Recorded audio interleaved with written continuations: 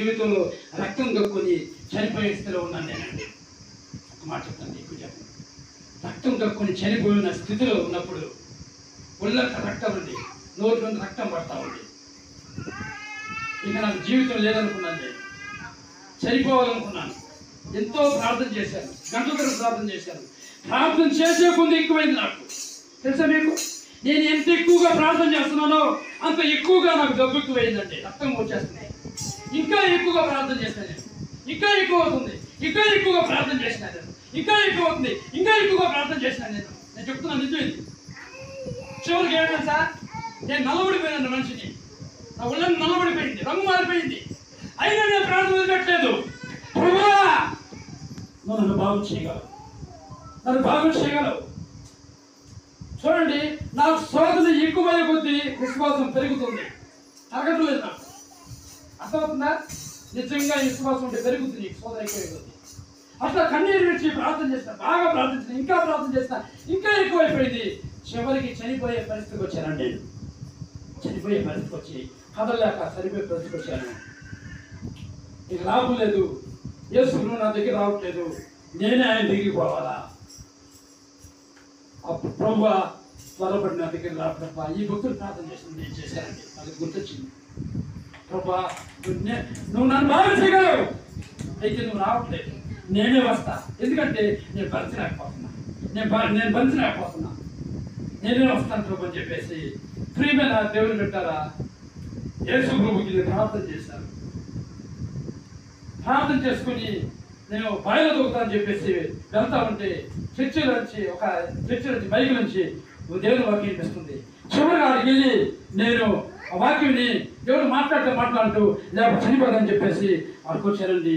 ఆ చర్చి చుట్టూ జనాలు ఉన్నారు, ఫుల్ అయిపోయింది. ఒక 400 మంది ఉంటారు. బయటకు టెంట్ వేసుకున్నారు, జనాలు ఎక్కువయ్యి. ఆ టెంట్ కింద పోతే నన్ను ఎవరు రాయట్లే, ఎందుకంటే వాళ్ళంతా రక్తం వీసాసిన కంపు బయటని అక్కడ చీపారు అంటున్నారు. ఆ ఎడలో కూర్చున్నాను, ఎంట్లో కూర్చున్నాను, ఇసుకలు కూర్చున్నాను, ప్రార్థన చేస్తున్నానండి.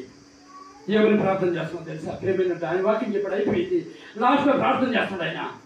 అప్పుడు నేను ప్రభుతో అంటాడు, ప్రభా నాతో మాట్లాడు, నాకు సహాయం చేయి, నన్ను బాగు చేయి, నువ్వు నాతో మాట్లాడు ప్రభా. యేసు అంటాను, ఏమంటున్నాను తెలుసా? ప్రేమైనట్టురా, నాతో నీవు మాట్లాడినచో నే బ్రతుకుతును ప్రభు, నే బాగుపడుదు ప్రభు. యేసు ప్రభుత్వం అంటున్నానప్ప, సంపదలో ఉన్నారు. ప్రభుత్వం అంటున్నారు, యేసయ్యా నన్ను బ్రతికిస్తే నేను సేవ చేసుకుంటాను ప్రభు. నా జీవితంతో నా శరీర ప్రాణాలను కల్పిస్తాను, నా జీవితంతో నా ప్రాణంతో నేను సేవ చేస్తాను ప్రభు. నాతో మాట్లాడు ప్రభు.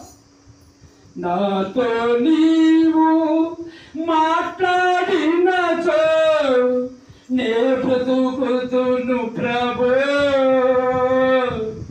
నే బాగుపడుదును ప్రభు.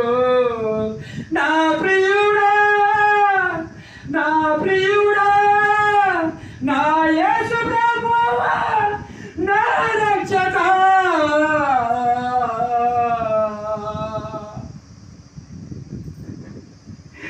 నాతో నీవు మాట్లాడినచో నే బ్రతుకుదును ప్రభు, నే బాగుపడుదును ప్రభు. ప్రియమైన దేవుని బిడ్డలారా, పాపినైనా బలహీనుడైనా నా ప్రార్థన మహాశక్తివంతుడైన పరిశుద్ధుడైన ప్రభు ఆలకించాడండి.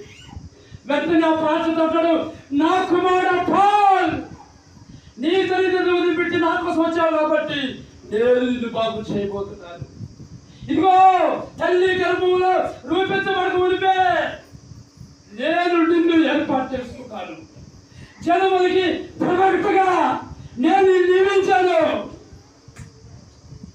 ప్రియమైన దేవుని బిడ్డలా, దేవుడు నాతో పెట్టి పిలిచాడండి. వెంటనే దేవుని ఆత్మ జల్మని దిగింది. బాగైపోయినండి. చూసారండి, ఎందుకు చెప్తున్నానంటే దేవునికి అసాధ్యమైనది లేదని నువ్వు తెలుసుకోవాలా. ఇక నాకు కాదు, నాకు కుదరదు, నాకు జరగదు, అంత అయిపోయింది అనుకుంటున్నావా? ఆయన రెడీగా ఉన్నాడు నీ ప్రార్థన విశ్వాసంతో చేసి నీ ప్రార్థన ఆలకిస్తానికి. అయితే నువ్వు ప్రార్థన చేస్తున్నావా? జవాబు వచ్చిందాక నువ్వు ప్రార్థన చేయి. తప్పుడు ఈరోజే రావచ్చు, చెప్పలే, ఎప్పుడైనా రావచ్చు. నీ ప్రార్థనకి దేవుడు వేచి ఉన్నాడు జవాబు ఇవ్వటానికి. మొక్కలుద్దాం.